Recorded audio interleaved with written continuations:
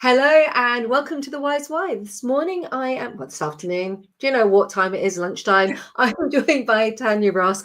I am back from Easter and I can honestly say, we were just saying this in the studio, I'm not quite sure, I'm not going to use the word Tanya, is it Tanya even said, which is I'm going to leave it to you. Anyway. Discombobulated. So as usual, the Wise Why is definitely not about me, it is about my guest. So Tanya, please introduce yourself to the audience. Hi, Kirsty. It's lovely to be here. Thank you for having me. I'm Tania Ross. I am a single parent of two neurodivergent teens, and I am a freelance copywriter. It's been quite a journey getting to this point. I've had quite a number of twists and turns in my career. I'm a qualified nurse, and I had quite a shock when I was 25 because I was working as an intensive care nurse and I sustained quite a serious back injury. So my dreams of progressing my clinical nursing career were pretty much shattered, and I had to sort of reinvent myself. And that's been a theme that has happened a few times in my life. I ended up really making a success of my nursing in quite a different way than I ever thought I would. So I was the lead nurse at what's now Prostate Cancer UK, and we delivered a frontline service, so in a helpline and patient support in a number of different ways. Then when I got married and we had to have IVF, I didn't want to then give my precious bundle to someone else. So I still needed to work, but I wanted to stay at home. So I set up a childminding business. And the parents loved that. You know, they loved the fact that I was a nurse, and I loved the creativity that I could bring to that. And I loved that my children got to grow up with a sort of ready-made family. What's wonderful is I'm still in touch with a lot of those families. In fact, I went to stay with one of them for Christmas in Singapore, which was lovely. But then when divorce hit, the house was being sold, and I was in quite a headspin, to be very honest, and didn't know what on earth I was going to do. And it was at that point that a friend said, well, you're a writer, because I've always been a writer. Why don't you look at copywriting? And when I started to look up, I didn't even know what it was to start with. When I started to explore, it really lit me up. I love the idea that words can have such power. I love the fact that empathy is so important. It's at the key of it. And I said to myself, yes, this is what I can do now. And I love the fact that I'm helping other women in business to get their voices heard. I've worked with such incredibly talented business owners across a whole variety of areas, and helping them to feel that they can be proud of what they do and find the right ways to describe what they do. Yeah, I love it. And I love that. That's one of the things, because I definitely, so obviously we met about 2 years ago, maybe even longer. And instantly I was drawn to you. I think we both at the time had purple hair, and we had lots of laughter. And then I needed someone to write a case study for me. And I've been looking around, but partly it was that connection and the empowerment that you had. And it was like, no, actually, I really like you. And I think you'll get my tone of voice, because for the case study, I definitely needed someone, because I can write, but I needed somebody who would take the facts and turn it into exactly what I needed, but not with my tone of voice, which is why I outsourced to you. And I talk about outsourcing quite a lot. But what I love about you, and it's the connection we have, is that pivot, that change, that reinvention, and you've done it a lot. So it's brave. You're brave. I'm wondering if you could just talk a little bit about, and don't worry if you don't, but we've both been divorced. We've both hit that rock bottom. I call it Alice moments, when you jump into the bottom and you land, and then you jump back up again, and you're jumping onto a surfboard. They're not easy, are they? No. I mean, it was probably the most difficult time of my life. I think with divorce, you're not only mourning sort of what you have, but you're mourning what you thought your future was going to be. And it was incredibly challenging because for many months I really couldn't see what that future looked like. And I was just in a place of fight or flight and fear, and just sort of getting through every minute, minute by minute, hour by hour. Gradually, I started to realize that I couldn't stay in victim mode, that I had to pick myself up, brush myself down, and start taking action steps, even if it was, I mean, I was moving house every week. We did nesting. I had started doing 3 different courses. I was doing an autism course because my children were being diagnosed while I was going through the divorce. I was doing my social media training because I had realized I need to get on board with this. And I was doing my copywriting course. And I had all the divorce stuff to deal with. And it was just super overwhelming. And I can't remember who it was said to me, but they just said, just do one thing. And that was really powerful, because it meant I could just look at my massive long list of, phone the mortgage broker, find it somewhere to live, etc., all the things. I could just pick one thing, do that, and then feel I've moved the dial.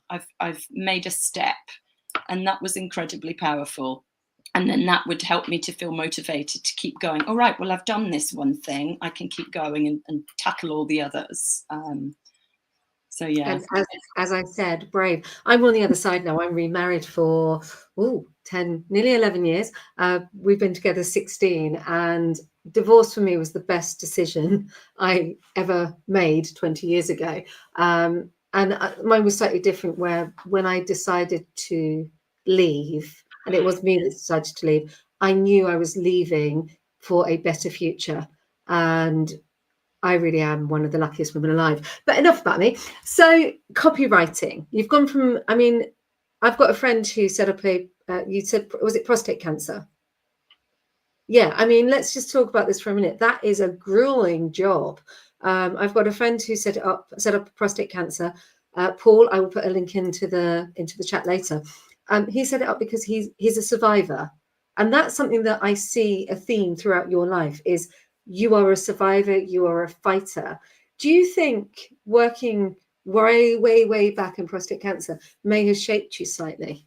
Oh, 100%. I mean, I think, it was one of the reasons I became a nurse, because while you're a nurse, you are often meeting people when they're at the worst points in their life. They've received a diagnosis, they've lost a loved one, they've got incredibly difficult treatment ahead of them, and there's so much fear, and there's so much jargon, and it's like learning a new language. And that was one of the things about running a helpline was so important for me and the nursing team, to help those individuals feel that they could navigate, that they did have the right language, and that we could break down that complex, scary information into something digestible, understandable, that they could then make informed decisions.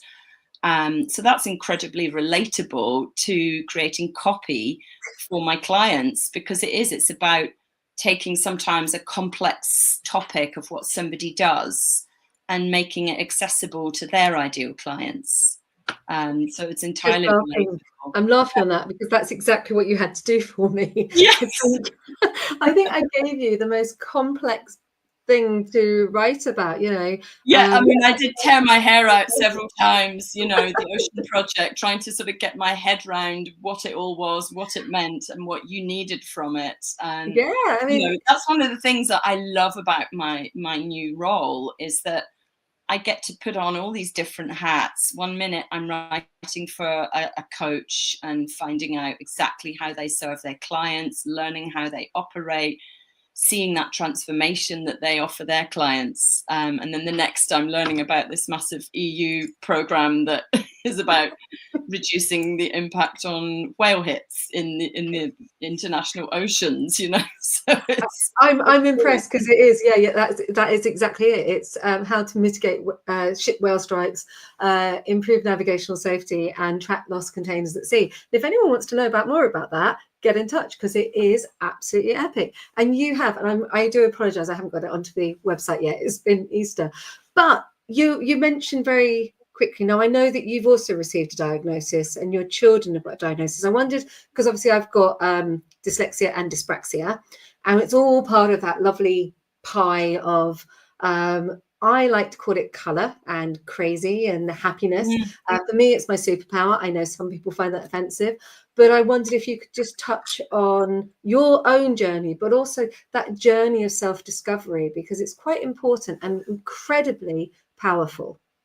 It has been. I mean, while I was going through obtaining the diagnosis, read fight for my children, my eldest also has ADHD, and I started to go, yeah, this really is me. And it started to help me give my life a bit of a reframe and understand why certain things have happened in my life, why there are certain things that I've always struggled with.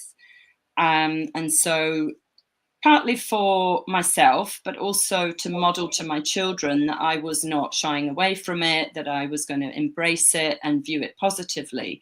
I sought my diagnosis through the right to choose approach. So I got my ADHD diagnosis in January. And it really did feel very validating and really positive. A little bit of grieving as well, if I'm honest, because since starting the medication shortly afterwards, which has had a dramatic impact, it made me a little bit sad in thinking, wow, this is how my brain could have been working all these years. You know, when I think of the early days of starting my business, the days where I would be sat on the sofa, scrolling on my phone in a sort of state of paralysis, thinking, right, I've got to write my website copy, I've got to set up my social media accounts, I've got to, you know, all the list of things. And I would just be in this sort of state of abject fear and paralysis and not able to do it. And sort of beating myself up and feeling quite down on myself, thinking, well, you're such an idiot. Why can't you just get off the sofa and go and do the thing? Of course, I now realise what that's about. And it's actually, I've learned some strategies through working with my fantastic coach, Gemma Salt, who I met through TechPixies.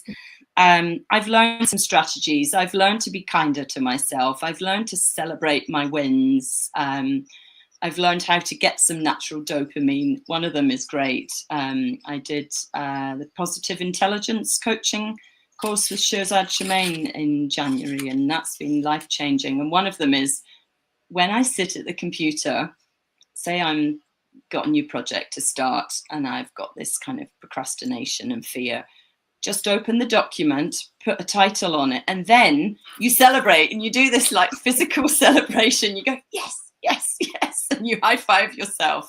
And it feels really weird to start with, but it does have the power to instantly change your energy and focus and make you feel, oh yeah, this is possible. I can do this. So that's been a game changer. But yeah, it's sort of building up.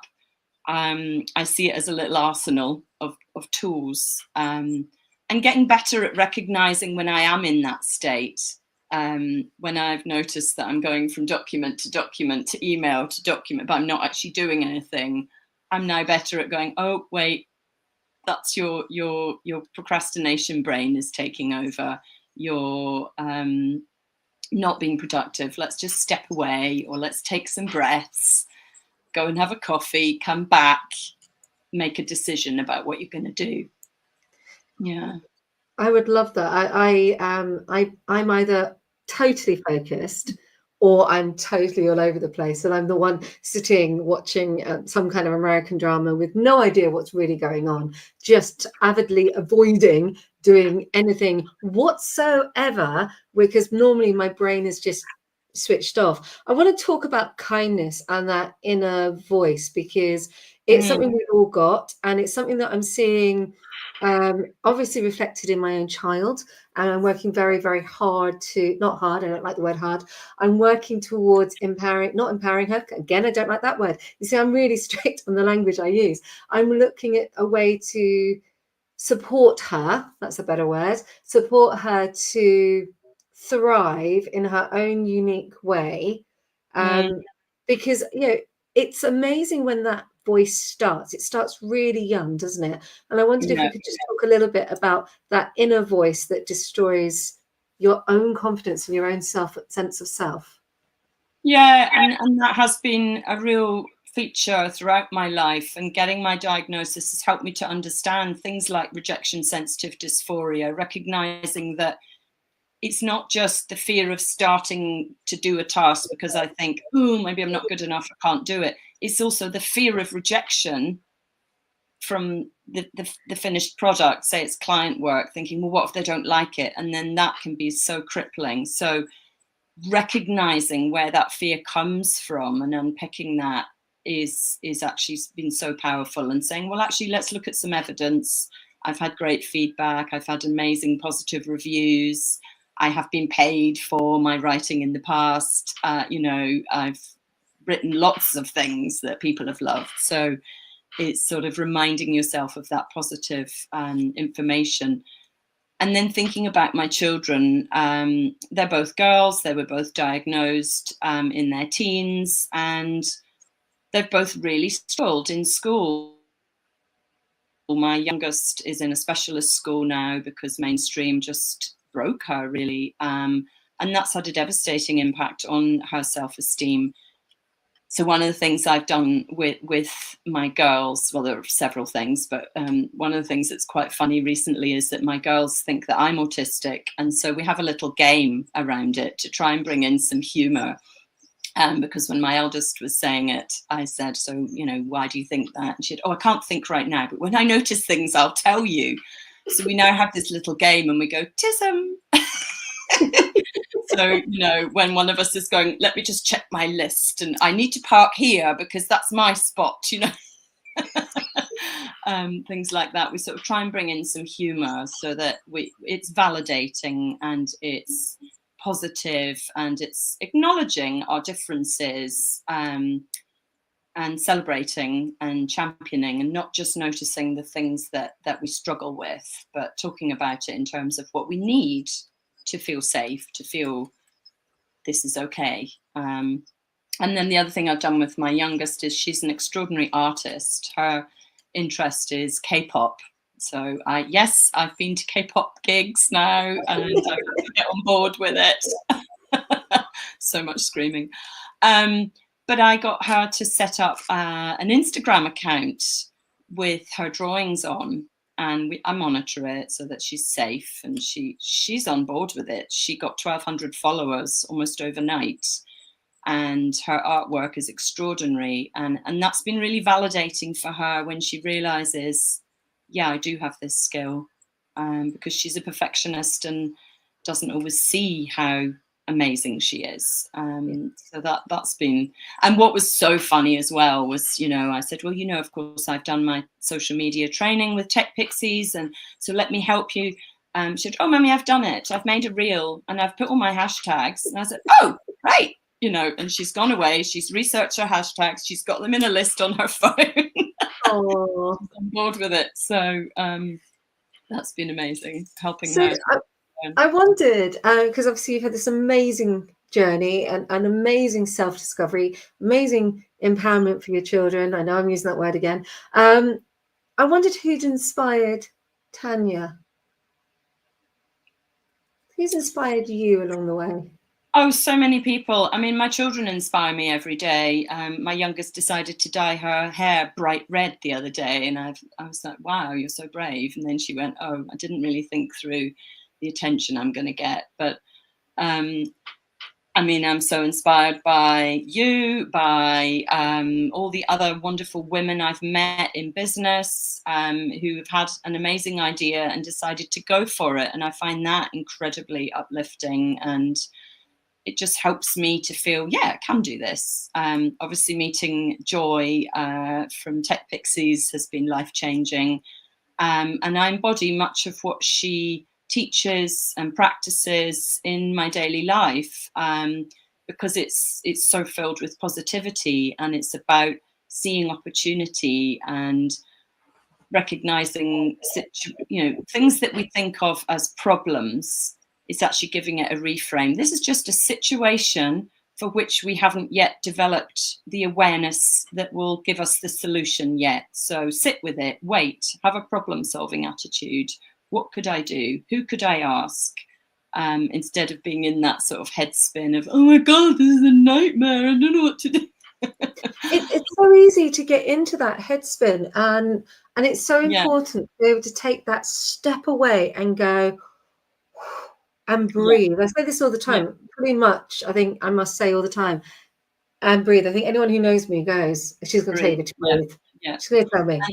And then with the PQ positive intelligence coaching course, we learned 10-second meditations where you rub two fingers together with such attention that all you're focused on is that sensation, and it calms down that animalistic fight or flight brain, and it helps you to then activate your intelligent thinking brain that will enable creativity and problem solving and innovation and the things that are going to help you move forwards.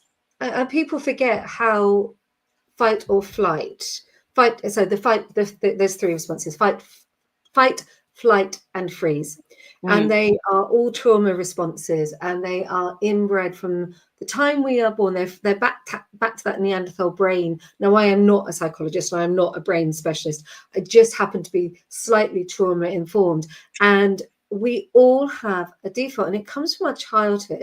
It comes from our life experiences, and when it does come in, it is really, really limiting, isn't it? It's crippling. 100%. And I think the first step is recognizing it. Certainly for me, noticing has been hugely important. Instead of, I think when I was younger, I had that very furiously independent attitude. I have to do everything by myself. I have to just get on with this. There's great shame in admitting that I can't do this. And that was one of the biggest lessons I learned going through my divorce was, no, I'm not doing this by myself. I need to ask for help. And I'm so grateful that I learned that lesson, because I got help from all over the place. So many amazing people that offered support and help and advice and guidance and championing. And I wouldn't be where I am today if I hadn't learned that important lesson.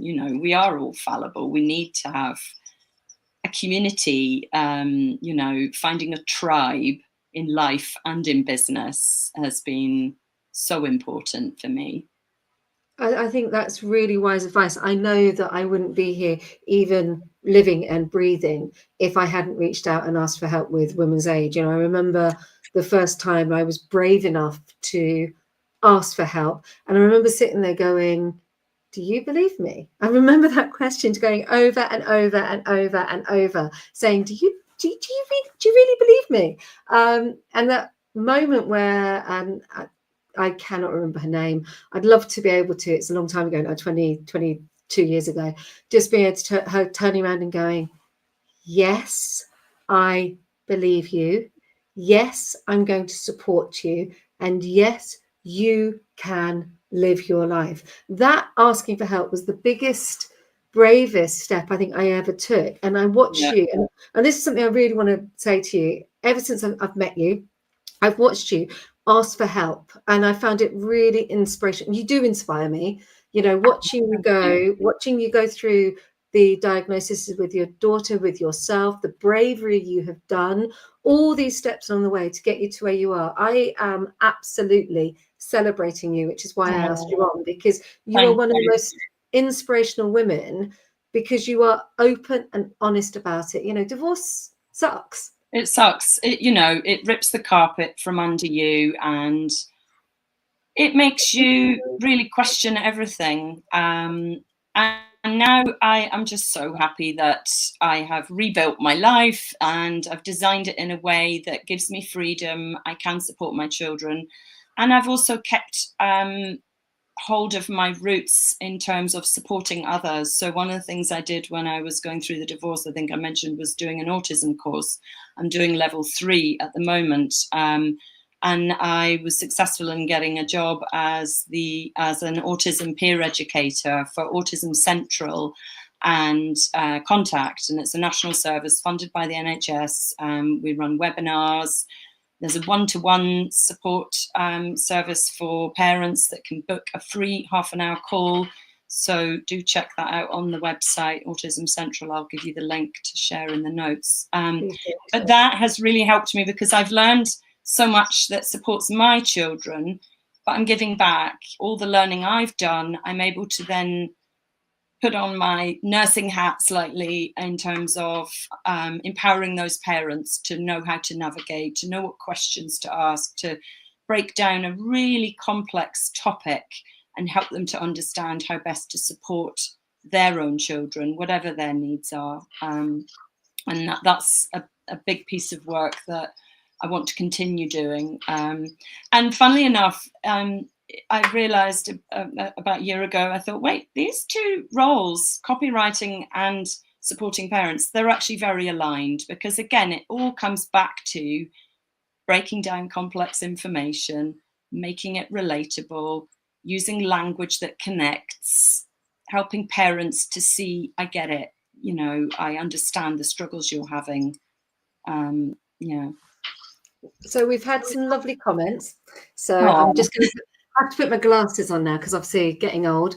So we've had hello from Lisa, which is lovely. And then Faz, you two should definitely connect. It's a great strategy for Reframe. It's so easily hit the fantastic, I love the dyslexia coming out approach, and I'm all for strategies to help self-coach my perimenopausal, yes, I'm there, perimenopausal and ADHD brain. I think Fawn is a really important recent addition. Good, yes, actually, Faz, you're absolutely right. Yes, and I was very guilty of that, I realised throughout my life, just saying, oh, yes, I don't mind, and actually inside I was going, oh, I don't want to do this.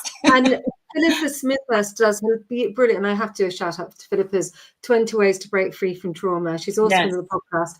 She has got a fantastic chapter in her book about all of them, and it's absolutely brilliant. Joanne, I agree with you both. Asking for help is hugely brave, and what a lovely engaging conversation. Thank you, Luke Steele. I love that inspiration is seen everywhere, but Tanya, it's all around us on a daily basis. So you've had some lovely comments. You will have to go back and respond to them. I will. Yeah. This is where the tables get turned. I never know what's going to come. You get to ask a question of me, because you've been in the hot seat for, but you're not going to believe this, 27 minutes. Woo!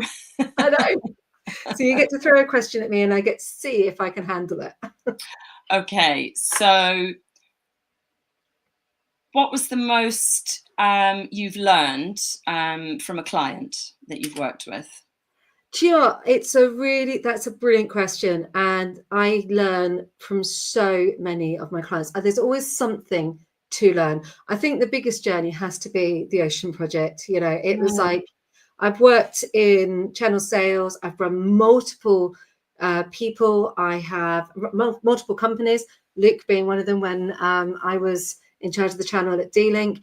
And, I've kept these connections and these friendships going.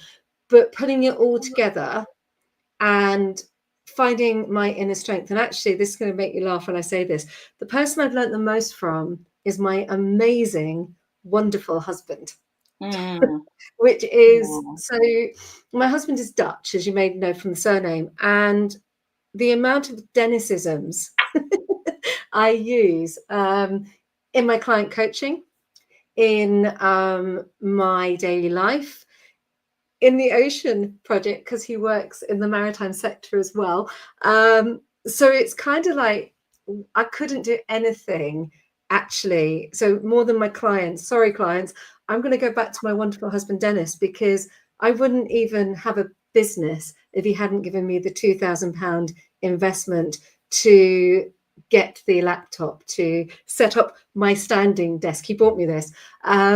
So yeah, clients, absolutely. I learn all the time. Philippa helped confirm exactly what I already knew. Gemma Salt, actually, I learned a lot from Gemma. So there's a lot of clients that I learned from Ocean, absolutely.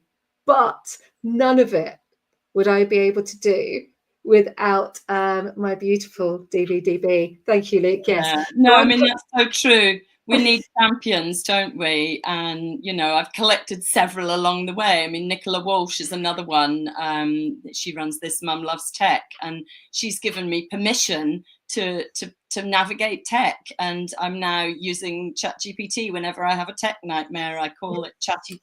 She's my mate, Chatty Catty. We had a whole situationship recently where I was struggling with setting up Stripe. And it took about 2 hours, and she was telling me every step of the way, right, now try this, now you're doing well, you're doing well. At the end of it, she told me to go and have a lie down and a mimosa. I mean, I don't drink, but which I gave up in perimenopause because it just doesn't work with an ADHD brain and menopause. But yeah, having that permission to figure it out has been so important. And you know, you inspired me when I was brave enough to write about the dyslexia and dyspraxia and the legacy of shame. And you know, if I'm really, I've got to shout out to Keith. And Keith, I won't say your surname, but you know who you are. Without Keith, I wouldn't have been able to be brave enough to talk about, you know, the fact that I was in a women's refuge 20 years ago. You know, he was like, how can you not talk about this? And it's somebody that I used to know. And he was like, how did I not know?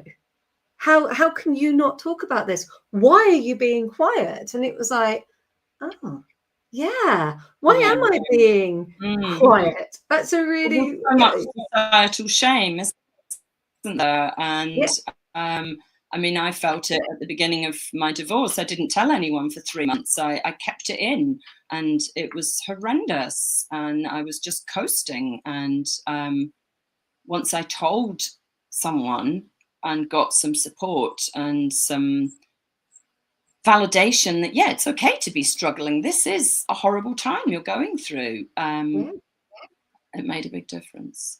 I remember, so obviously it's 20 years ago for me now, I think it came through in 2006. So 20 years ago I left. And I remember coming back down from Scotland and not wanting, and feeling like I had failed. Now, it was my decision to leave, but feeling that I had failed, and not just failed on the marriage, but failed my family. Yeah. Because divorce didn't exist. Not in my family, you know, you stay together through thick and thin. And I was being really brave. And then my sister followed me, and it was like, oh, suddenly it's like, wow. I mean, I got married very, very, very young. But it's like, wow. Now I look at my life and I think, gosh, I'm such a lucky person. Luke has just come back and said, I'm feeling very inspired right now. I hope you ladies continue to glow. We will, because Tanya and I have got each other's backs. Yeah, 100%. Tanya, I'm going to finish it up with a quick question, because I love this question. I don't always use it, but if you could have a conversation with your younger self, or you could go and hug that young child and say one thing to her, what would it be? You've got this. You're gonna love life, and you have permission to embrace whatever you want to do. Brilliant. I think as a younger child, I didn't believe I could. I kept feeling like a failure. I mean, I failed my nursing finals because I panicked and answered the wrong question because of impulsivity. I now see that. At the time, I just thought, you're so stupid. You know, I got my tutors put in an appeal for me, so I actually didn't have to resit the finals. But yeah, things like that were quite damaging to my self-esteem. So yeah, I think I'd say, no, you've got this. I think that's brilliant advice. Thank you so much for your time. Thank you so much, Kirsty.